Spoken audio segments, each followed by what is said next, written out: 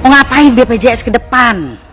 Jangan juga Pak Presiden ngomong di TV, saya lihat bolak-balik ngomong seolah-olah jangan cari pembenaran juga gitu loh pemerintah ini.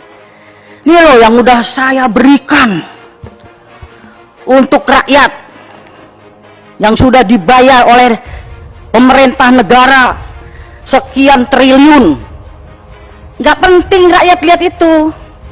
Yang rakyat bilang, ini loh masih ada yang nggak bisa bayar, ini loh masih ditolak dari rumah sakit, dan itu melanggar konstitusi.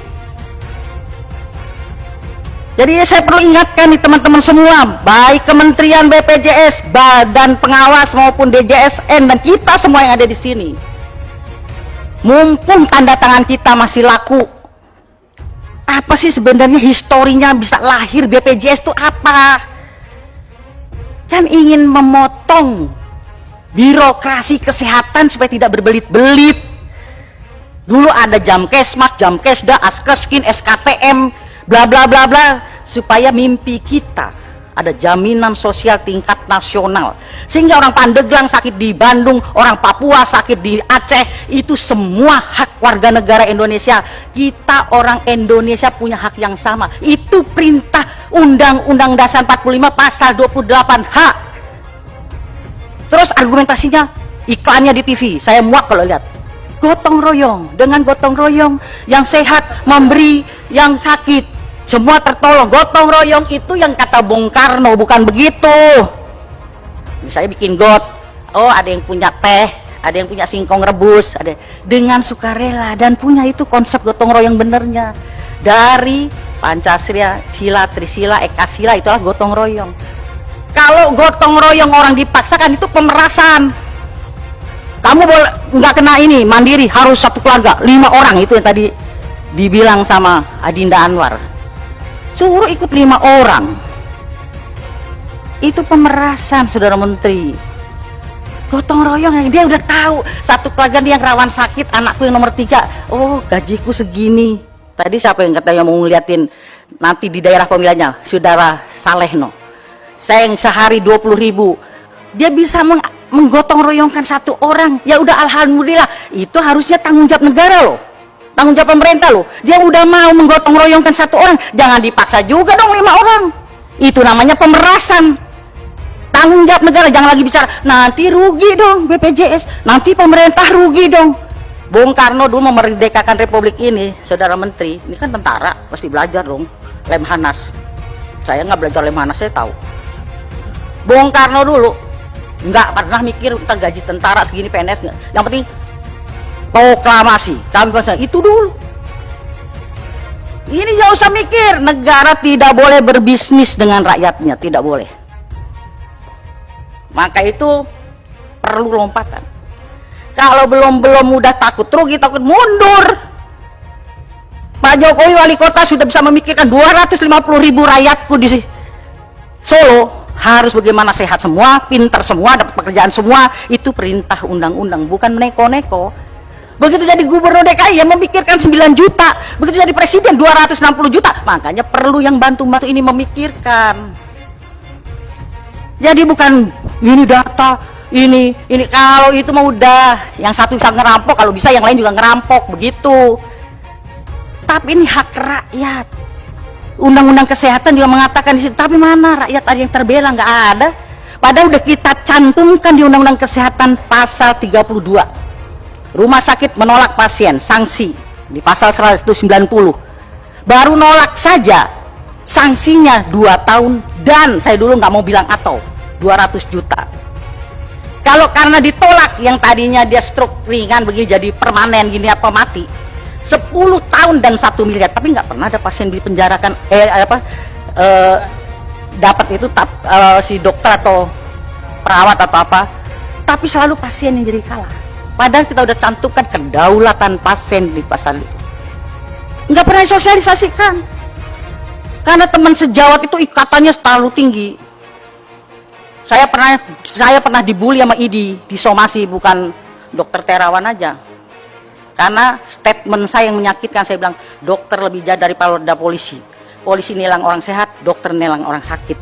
Saya langsung dibilang dokter Cepaning keluar dari ID. Saya dulu masih Jainal ketua ID-nya.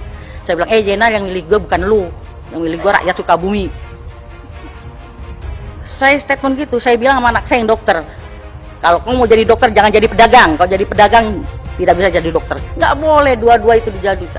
Tapi sekarang dokter-dokter jadi pedagang, repot. Yang tidak harus USG, USG. Jadi perlu revolusi mental dulu itu. Kalau kita dulu kan ilmu dari dosen kita, kepintaran dari Tuhan kita terapkan. Sakit apa Bu? Panas, berapa hari? 4 hari. Coba lidahnya, oh observasi typhoid. Ibu di rumah diet lunak. Enggak, kalau sekarang dokter sekarang. Padahal udah tahu observasi typhoid. Tapi dia bilang gini, oh lab ya, 15% dari labnya. Ya kan? Dan salahnya lagi, ini kok labnya ragu ya?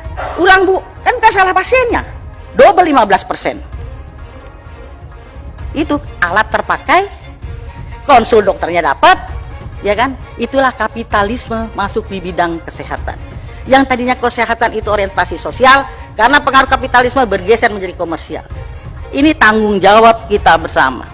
Kalau cuma ngomong masalah defisit ini data nggak selesai. Biar orang kaya juga punya hak yang sama, benar. Tapi persoalan negara baru bisa mengasuransikan kelas 3, ya lu kalau mau itu. Mimpi kita ke depan mudah-mudahan nanti bisa di kelas 1 kayak Kuba gitu. Jadi dari Fidel Castro sampai rakyat sama. Begitu. Tapi baru bisa kelas 3 ya. Kalau lu kurang nyaman ya lu carilah swasta. Tapi semua punya saksama dulu, jangan nanti tiba-tiba PHK. Oh, belum masuk data sakit nih ini. Ini karena bukan tim suksesnya nggak masuk ini. Yang penting itu, dan pemerintah harus bisa semua kelas 3 tadi Anwar betul itu. Swasta maupun ada undang-undangnya. Kan ada undang-undang rumah sakit. Bahwa rumah sakit swasta harus 25% atau 20% untuk kelas 3. Artinya gini, lu boleh dong bisnis di negara ini, tapi punya juga kontribusi lu untuk negara. 20%, 25% harus kelas 3. Kelas 3 itu untuk KIS. Ini jangan Jokowi bagi KIS-KISnya nggak laku di rumah sakit. Itu kan sama nyoreng mukanya Pak Presiden. Bagi KIS, tahu-tahu KIS di rumah sakit, Bu, kelas 3 penuh Bu, adanya kelas 1. Kenapa kelas 1-nya kosong? Supaya bayar dulu. Namanya rakyat. Biarin deh suster anak saya di kelas 1, udah KIS-nya dikantongin, nggak laku kan? Dia telepon temennya, utang dong anak saya dirawat di kelas 1. Untuk apa KIS? Ini PR kita. Tanggung jawab. Itu dewasnya gimana?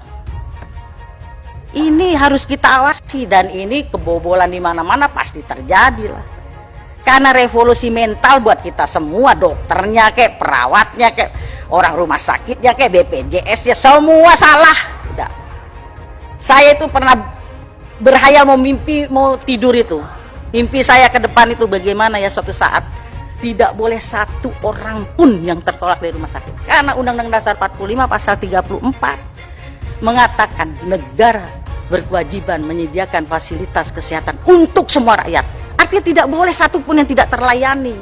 Kalau masih ada orang yang tidak bisa mengakses kesehatan, artinya kita masih gagal semua ini. Jangan dianggap kita berhasil. Menteri Kesehatannya kek, DPR-nya kek, ketua komisinya kek, semua gagal. Jangan bilang hebat, enggak.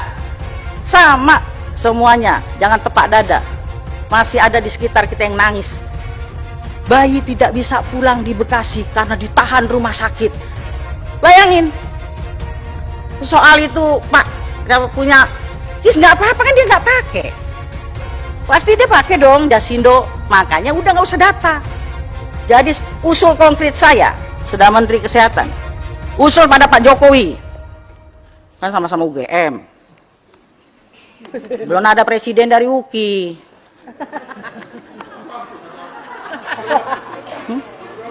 Kalau UGM kan, kalau saya pasti berani ngomong begitu sama Presiden. Pak Presiden, ini kan BPJS ini, kalau saya bisa bilang Mas Presiden gitu kan. BPJS ini kan produk unggulan pemerintah Jokowi. Saya usul khusus rapat kabinet tentang BPJS. Menteri Keuangan, tapi jangan Sri Mulyani terus yang nyocor mulutnya. Menteri Kesehatan ya jadi leading sektor di situ. Dia tukang bayar aja, tapi kebijakan kesehatan leading sektornya Menteri Kesehatan di situ. Dia tukang bayar, ya kan? Di situ ngomong tentang BPJS. Karena ini carut-marutnya bukan persoalan terus nanti pemerintah kan sudah bayarin yang miskin sekian, tapi miskin tuh versi siapa? Tadi dibilang Ubin, ada TV, termasuk kategori tidak miskin. Orang itu TV dari mertuanya. Ubin dia suruh nempatin rumah mantunya. Tukang surveinya salah. Rumahnya gedung ada motor, motornya kado. Salah surveinya, makanya nggak bisa buat patokan itu survei itu salah udah semua. Pokoknya setiap warga negara rambutnya hitam, makanya jangan suka dibule-bule ini ibu ketua itu. Enggak, takut dianggapnya bukan warga negara asli gitu. Warga negara asli itu kan hitam, kalau uban ini kan lambang tua. Takut saya begitu dilihat bukan warga negara Indonesia. Semua punya hak sehat yang sama di mana seluruh Indonesia. Baru persoalan vaskesnya. Tadi kenapa saya kemarin usul supaya itu diperbarui dari 2005-2015. Saya berharap banyak nih sama Dokter Terawan ini. Saya sebenarnya mengikuti kisahnya apa. Jadi jangan DSA di sana, di sini kita DSA. Ya kan? Cuci otak kita semua. Kita masing-masing. Saya juga bisa cuci otak, Anda bisa cuci otak, saya semua kita sama. Jadi begitu. Jadi kita kembali kepada historinya, gotong royong kita yang benar. Ya ada jangan iklan gitu lagi dah. Kalau Pak Abidin itu kan tukang bicara Pancasila di mana-mana, Pancasila. Sesuaikah kita sekarang Pancasila BPJS ini? Tidak. Kan yang kelima, keadilan sosial bagi seluruh rakyat Indonesia, kesehatan yang berkeadilan. Kalau masih ada orang tertolak itu belum adil. Kesehatan dari sisi satu aja sila yang kelima, belum kalau ditarik yang kedua. Kemanusiaan yang adil dan beradab apa biadab nih kalau ada bayi masih disandra sama rumah sakit. Jangan-jangan masih beradab atau biadab. Nah, Pancasila diomong di mana-mana, anggota DPR mau dilantik di Lemhanas dulu Pancasila, sebatas makalah ngomong Pancasila sampai muak saya dengarnya. Ya kan? Nah itu sesuai Undang-Undang Dasar 45, Pancasila, Undang-Undang Kesehatan, Undang-Undang Rumah Sakit juga ada bahwa RSUD itu tidak boleh dijadikan sumber PAD loh, hati-hati. Nah, Pak Bupati, ini ada mantan-mantan wali kota, Pak Bupati, nggak boleh. Hasilnya itu untuk meningkatkan fasilitas kesehatan. Kadang-kadang bupati-bupati kita juga nakal. Ya kan, kalau mau kampanye pilkada, nanti kesehatan gratis, giliran udah jadi. Nah, nggak ada anggaran deh untuk ini. Nah, nggak sesuai dengan Undang-Undang Kesehatan. Oh, sumpah Hipokrates, sekali-sekali Saudara Menteri datengin fakultas-fakultas kedokteran, kumpulin dokter-dokter umum, dokter spesialis. Ini kadang egonya dokter spesialis juga monyol, nggak memberikan kesempatan adik-adiknya muncul. Kumpulkan, disentuh Hipokratesnya itu. Saya bilang sama anak saya, ketika kau mau jadi dokter yang dibuat praktek, emang ada kelas VIP? Nggak ada kan? Kelas 3 semua yang colok-colok vaginanya itu. Tapi udah dokter, nggak ada yang mau lagi. Tuse, yang dirasain apa? Anget katanya ya. Saya dulu kan waktu itu tuse, apa yang dirasakan anget, nggak tahu pembukaan berapa itu. Mana ada yang kelas VIP? Tapi giliran udah dokter, datengin BPJS kelas 3, sakit apa Bu? Diskriminasi senyum. Iya kan? Tapi kalau yang datang yang VIP, selamat siang Ibu, sakit apa, buka bajunya. Aduh senyumnya bagus banget udah pokoknya.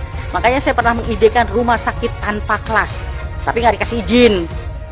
Istilah sosialis, komunis, apalah, nggak tahu lah. Padahal itu yang benar sesuai Pancasila. Tapi kan nggak dapet izin. Gimana? Nah jadi itu yang bisa saya sampaikan.